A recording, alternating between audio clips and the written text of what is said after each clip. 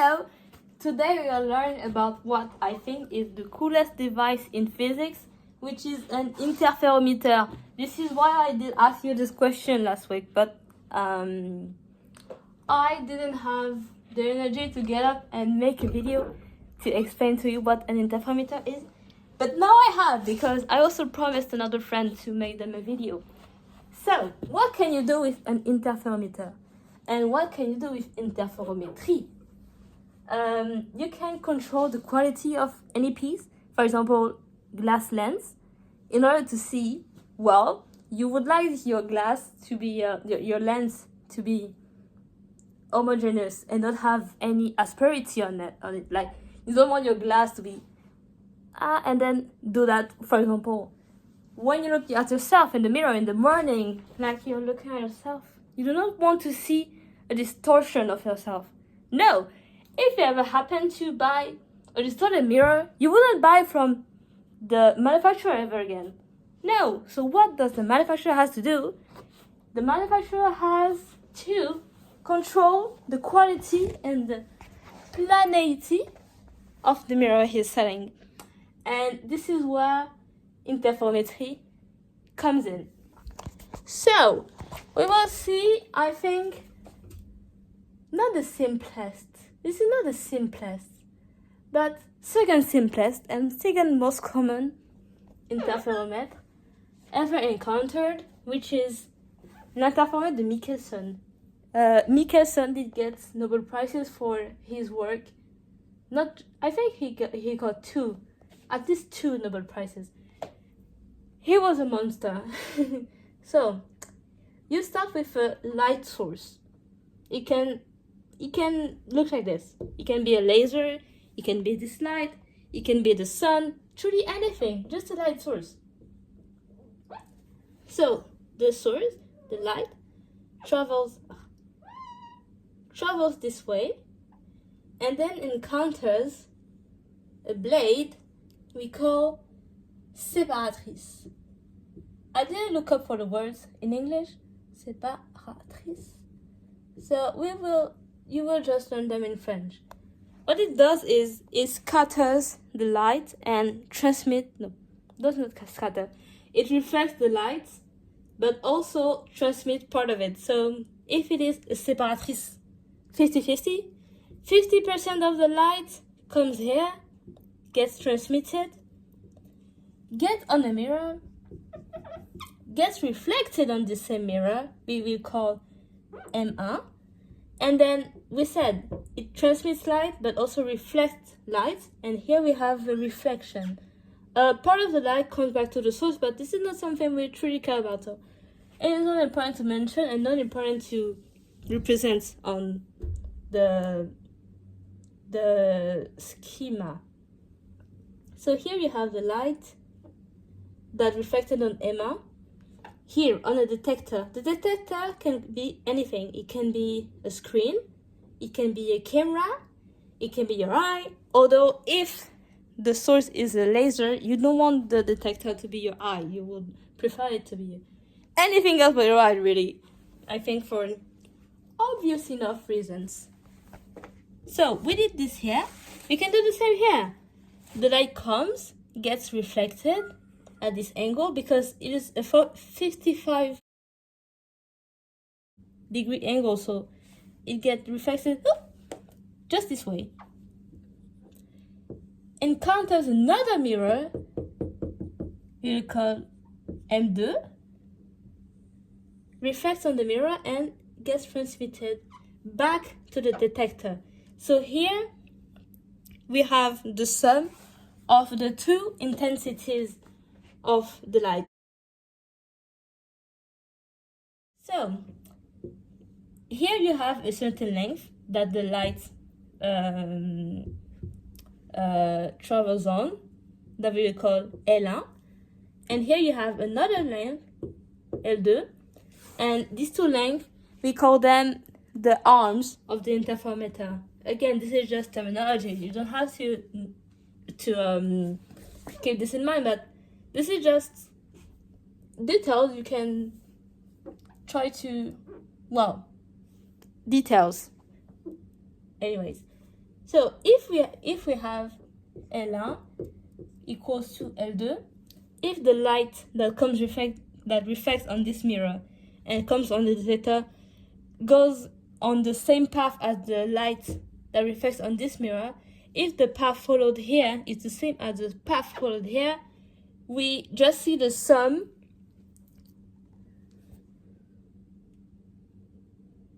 my phone is lagging. Okay.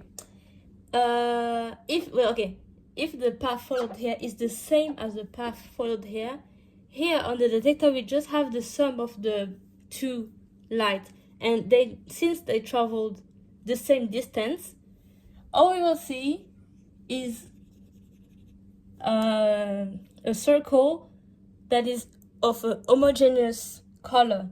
I will send you a picture. If the source is red, we'll just see a red dot on the screen or detector or anything. Nevertheless, if the two paths happen not to be the same distance, let's say if for example L1 is longer than L2, it is like, and truly this is not the drawing I did here truly is what is happening in real life. This is truly how you dispose the mirrors, how you place the separatrice. But if they are not the same, you can make an equivalent schema. And this is not how you organize things in real life. This truly is like a mind experience. This is only on your mind. This is not something that's happening. This is not how things are placed. This is important to understand, because when I first saw it, I was a bit confused. I was like, how is it possible? You're straight up lying. But no, they are not lying. This is just a schema that helps understanding what is happening, but it is not how things are placed physically in real life. So, if this length is greater than this one, it is like you're making a reflection of Emma by la séparatrice. It is like Emma was right here. And we can call it Emma prime, because it is not really Emma, it is just its symmetry by la séparatrice. So it is like between L1 and L2, there is a certain distance we can call E.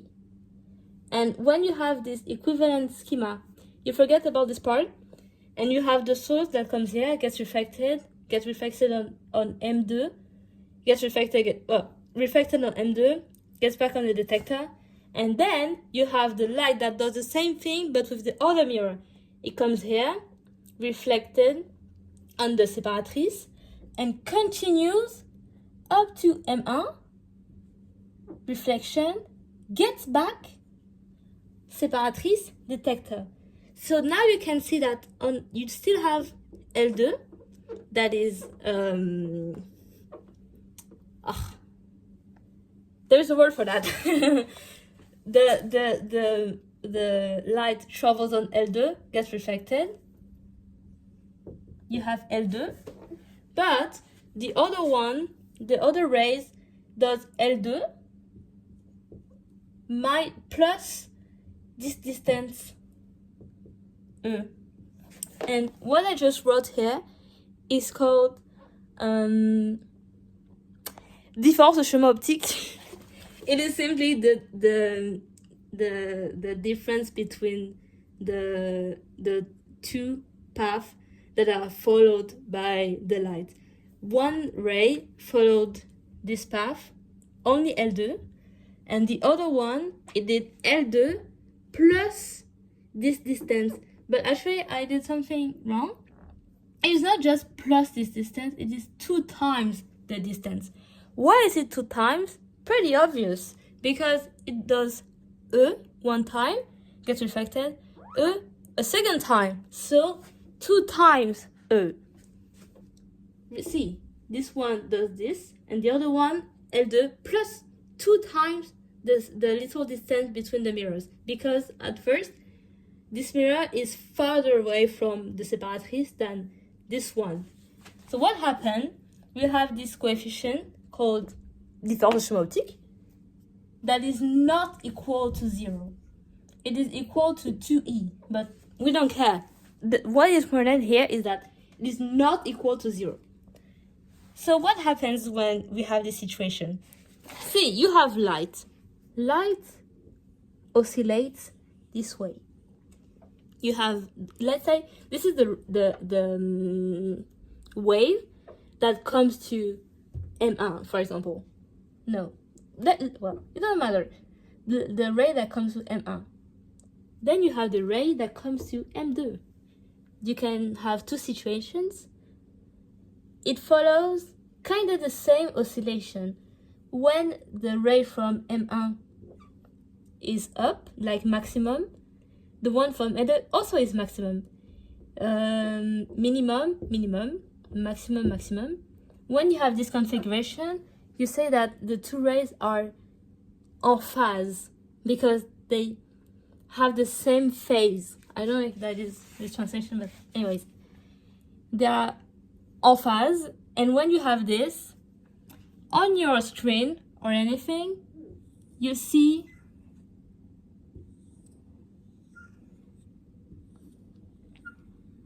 these rings. Here, for now, let's say that all the rings are bright. But you have the other situation. If M2 does not oscillate en phase with M1, but rather en opposition de phase, didn't do it very well. When M1 is maximum, M2 will be minimum, then minimum max, min, max. Like you see, they are opposed. The two are not going together. They are basically going anti together. Truly opposite. Here is if the maximum value here is 3, the one will be negative 3 at the same time. Here, if it is 2, it will be negative 2. Here it will be 2. So when you do we said that here we see on the screen the sum of the two rays.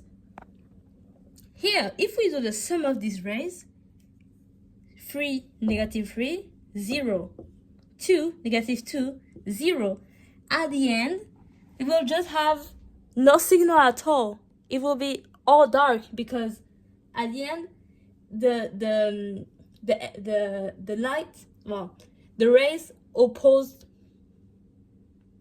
The sum is just equal to 0. I think it is simple to understand. And what you see is no signal because there is no intensity. The intensity is equals to 0 because the rays are opposed, on opposition de phase. And what you see is nothing. You just see a dark ring. So you have light ring, which are when the rays are en phase, and here dark rings. I think I said bright rings when they are en phase, and dark rings when they are en opposition de phase. And what we call these rings are the bright ones. We say that the constructive interferences, because it's like the two rays are building the final intensity. I think we can put it this way. And destructive interferences, because since they are opposed, there is a destruction of the final intensity, if I can say so. So you have an alternate. It alternates. You have bright ring, dark ring, bright ring, and so on. I will send you some pictures to illustrate this all. Oh wow, 15 minutes already. Anyways, now we have this, and we know that this is the figure called figure d'interférence. Interference figure. Anyways, it's just transparent words. We know that this is the figure we will obtain on the screen.